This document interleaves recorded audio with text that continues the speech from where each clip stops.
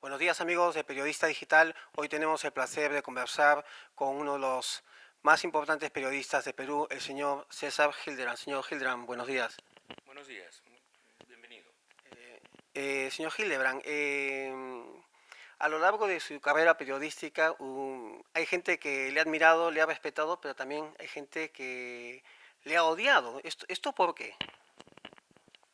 Bueno, a lo largo de la carrera de un periodista, evidentemente siempre hay espinas y muy pocas rosas, ¿no? Periodista sin enemigos empieza a ser periodista sospechoso. Entonces, en muchas cosas yo he tenido que chocar con muchos poderes y con alguna gente que, en fin, ha tomado sus revanchas. Me tiene sin cuidado, yo no me ocupo de esas cosas. No les tengo ni rencor y solo una enorme dosis de olvido. Mi salud mental me impide atascarme en esas anécdotas. Señor Hildebrand, vuelve usted al fuero, bueno, no es que se haya ido, pero vuelve a la noticia con una revista que ha sacado recientemente, ayer precisamente viernes, Hildebrand en sus 13. Cuéntenos algo al respecto de este proyecto.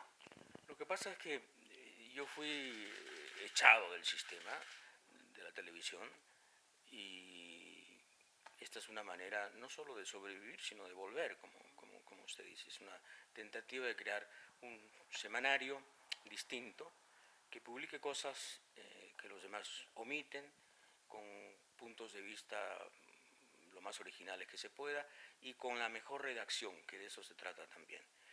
Esperamos durar, pero dependemos del público y entonces tampoco aspiramos a una eternidad subvencionada.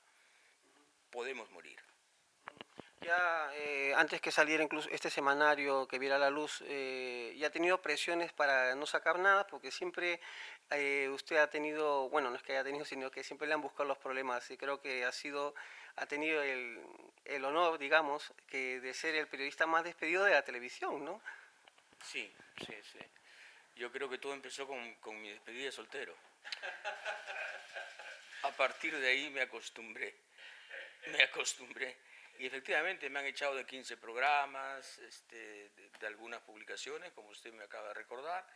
Y bueno, es para mí una condecoración permanente porque en ningún caso nadie me acusó de nada deshonesto, ni sucio, ¿no? Ni mugriento, ni gris, sino que fueron, digamos, el eterno problema que hay entre los dueños y los periodistas, entre los intereses publicitarios y los intereses de la prensa, ¿no? Bueno, yo siempre he apostado por los intereses de la prensa, creo en ellos.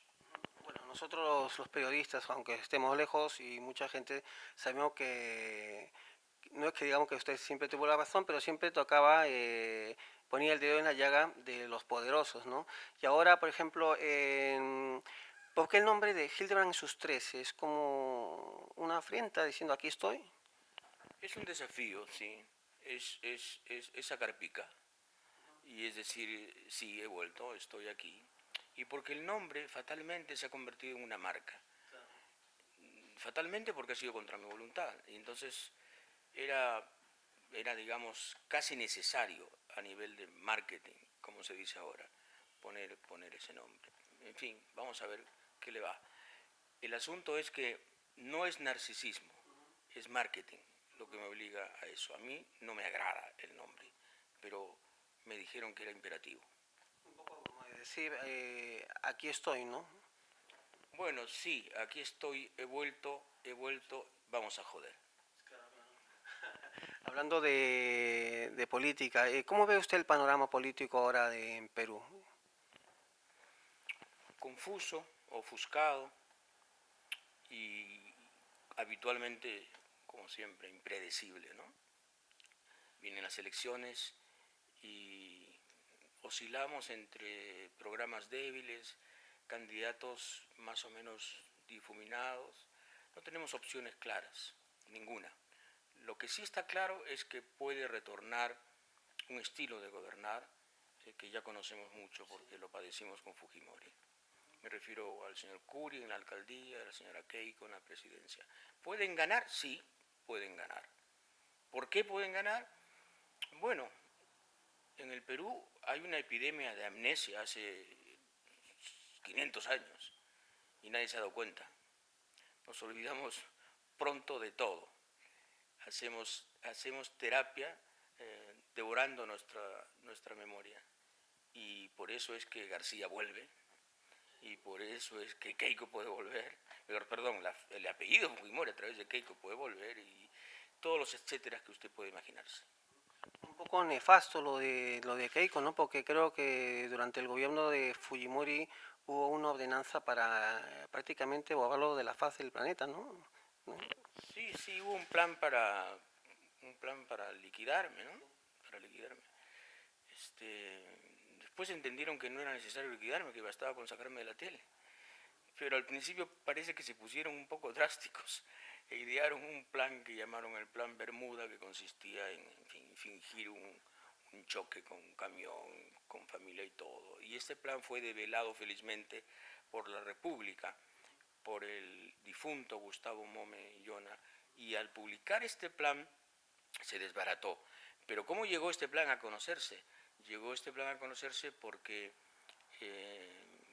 la esposa de Martín Rivas, el jefe del Grupo Colina, grupo de exterminio del Fujimorismo, lo sacó de la computadora madre del Pentagonito, del Ministerio de Guerra, donde estaba una central del Servicio de Inteligencia. Lo sacó y se lo dio a la República.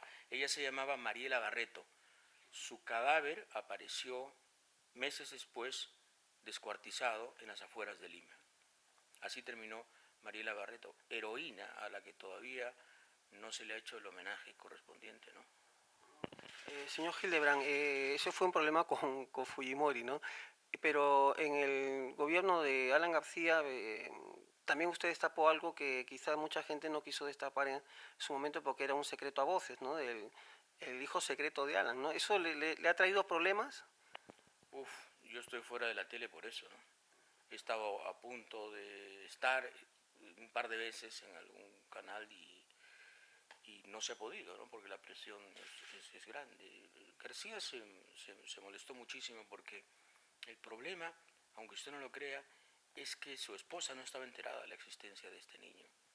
Entonces ella, Pilar Nores de García, se entera por la columna y viene un gravísimo problema personal que se resuelve como un asunto de Estado, con una conferencia de prensa donde Pilar simula estar resignada, estoica, de acuerdo, etc.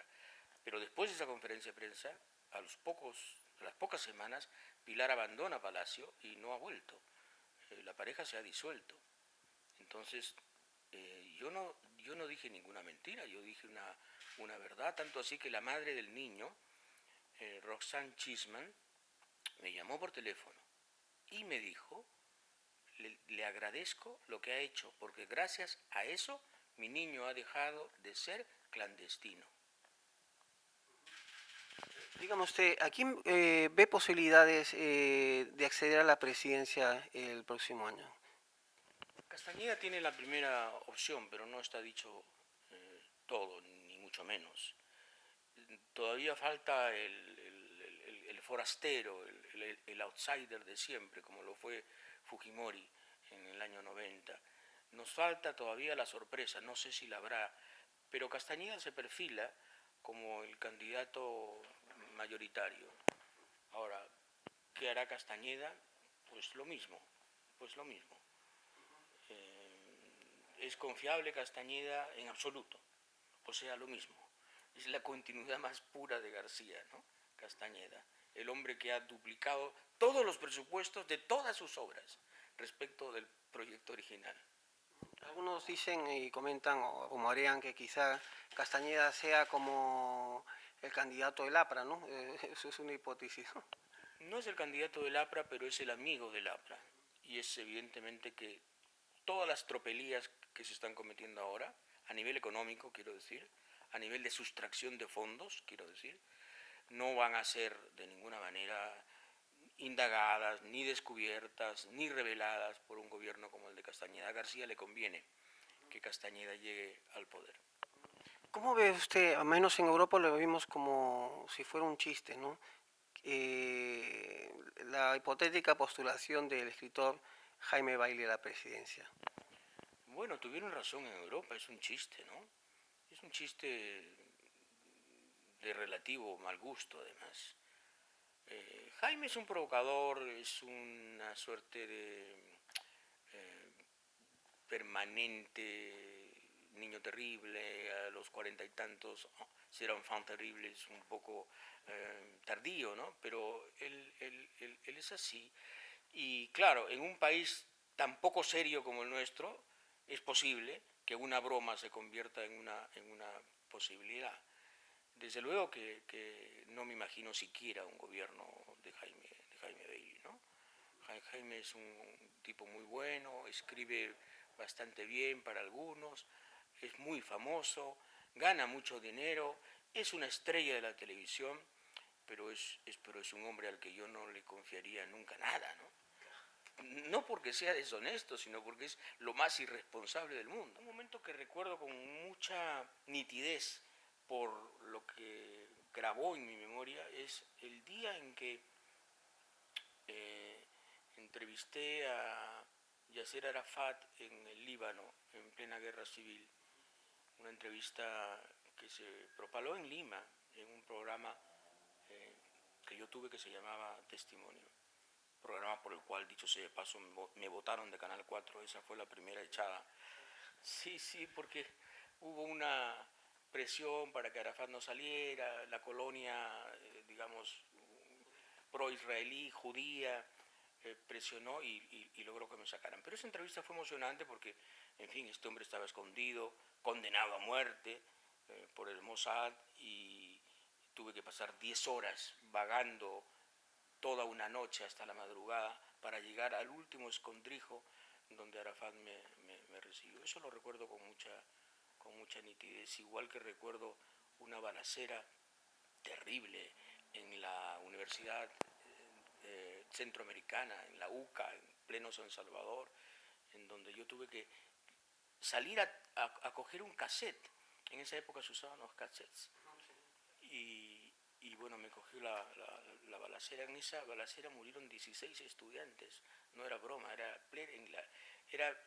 3 meses después del asesinato de Monseñor Óscar Arnulfo Romero, ¿no? El ejército y la guerrilla se combatían en las calles, ¿no? Cosas así, ¿no? Leyendo en la revista, el semanario Hildebrand sus 13, he visto que está haciendo como una serie como de recuerdos, ¿no? Remembranzas periodísticas suyas. ¿Está planeando algún libro? Sí, eso es parte de un libro que se va a llamar también La Cámara del Terror, en donde yo recuerdo, digamos, con el ángulo más divertido posible, mi paso por la televisión, ¿no?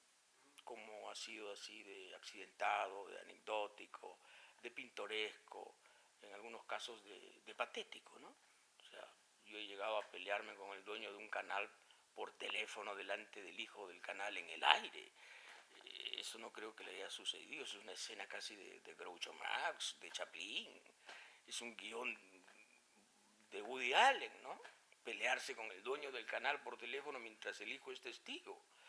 Y pelearse de verdad, al punto tal que me largué, me fui del set y dejé al hijo ahí, y el dueño del canal furibundo, que me decía que fundara pues mi partido, porque yo lo que quería hacer era política. Me refiero a Genaro Delgado Parker.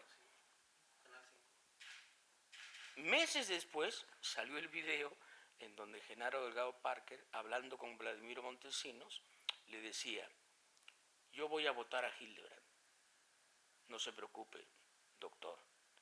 Y Vladimiro Montesinos respondía: sí, sería muy bueno. Si usted lo hace, yo le hago el favor que me está pidiendo. El favor era un favor grande, judicialmente hablando, porque él necesitaba vender sus acciones en Bell South.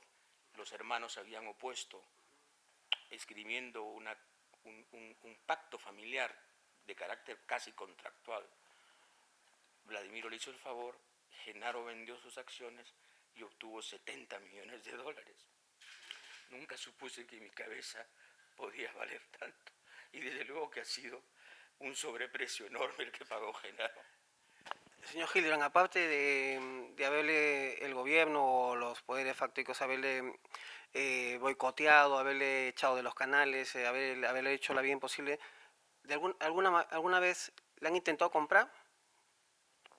No, no, le mentiría si le dijera. No, de verdad que no, no se han... De repente lo han creído innecesario, ¿no?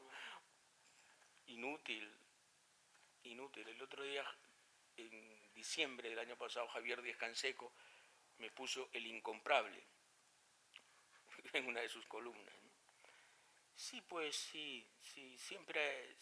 Otras personas sí, digamos, han querido tentarme de un modo chusco, ¿no?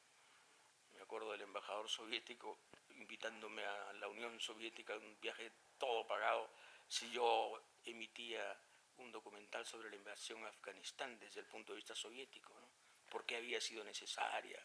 ¿Por qué era absolutamente imprescindible que las tropas soviéticas sostuvieran ese gobierno y no el otro, ¿no? Y por qué Afganistán estaba ligado históricamente a la Unión Soviética, prometiéndome un viaje que por supuesto no acepté, no fui, desde luego que no fui. Sí propalé un pedazo del documental, pero me burlé del punto de vista soviético, no había como sostenerlo, ¿no?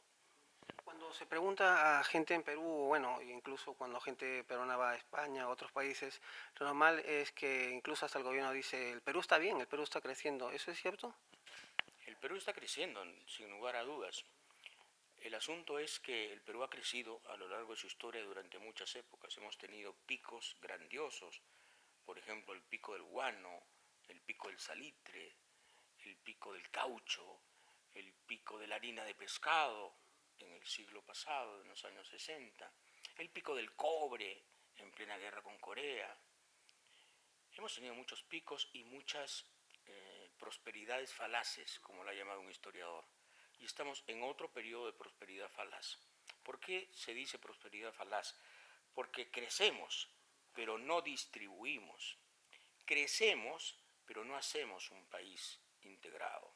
Entonces pasa la bonanza, pasa el buen pasar y viene otra vez el viejo problema de un Perú desintegrado, en donde los peruanos no nos reconocemos mutuamente. El sur por un lado, la selva por el otro, el norte más o menos limeñizado, Lima en su autismo eterno, creyéndose siempre el ombligo del Perú y del mundo en muchos sentidos.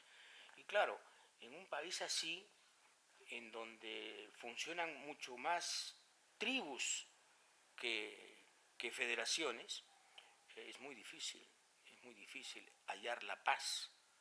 Así que los pesimistas no deberían preocuparse en relación al Perú.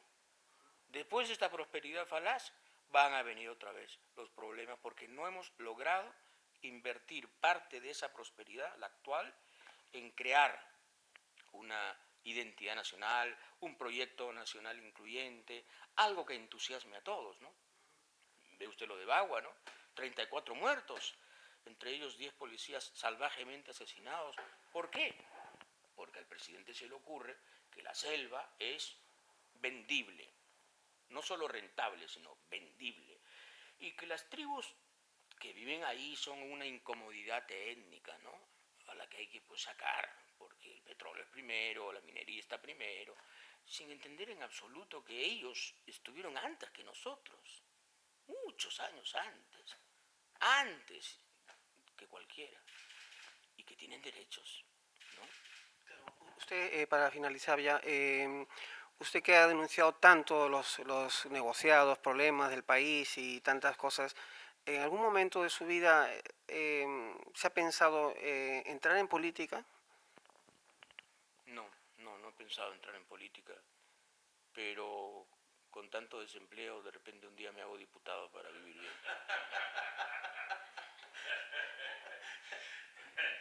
Pues, pues nada, señor Gilibert, muchas gracias. Gracias a usted, muchas gracias a usted.